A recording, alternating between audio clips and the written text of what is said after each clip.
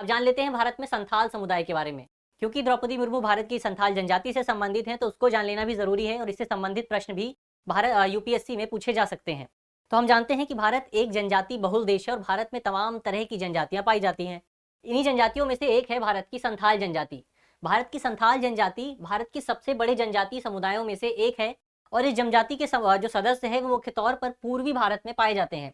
इसके अगर इन जनजाति के सदस्यों की बात करें तो ये सदस्य झारखंड, पश्चिम बंगाल, बिहार, उड़ीसा और असम जैसे राज्यों में हमें देखने को मिलते हैं। वर्तमान समय में बात करें तो इस जनजाति समुदाय के सदस्यों की कुल संख्या भारत में तकरीबन 50 लाख के आसपास है।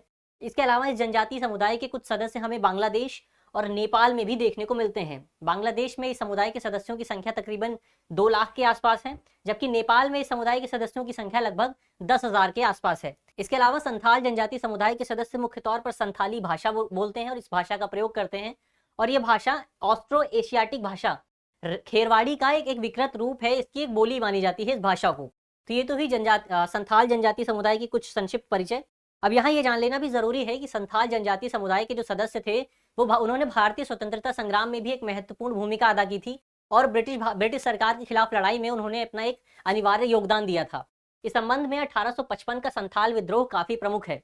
इस विद्रोह का नेतृत्व किया था सिद्धो मुर्मू और कान्हू मुर्मू ने।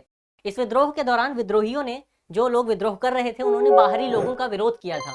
बाहरी लोगों को जनजाति भाषा में दीकू बोला जाता है, तो इस तरह से उन्होंने दीकुओं का विरोध किया था। कौन थे ये बाहरी लोग? इन बाहरी लोगों में शामिल थे राजस्व अधिकारी, वो राजस्व अधिकारी जिनकी नियुक्ति ब्रिटिश सरकार द्वारा की गई थी और ये राजस्व अधिकारी जबरन आदिवासी समुदाय से राजस्व वसूलते थे। इसके अलावा इन बाहरी लोगों में पुलिस के लोग भी शामिल थे, पुलिस प्रशासन भी शामिल था।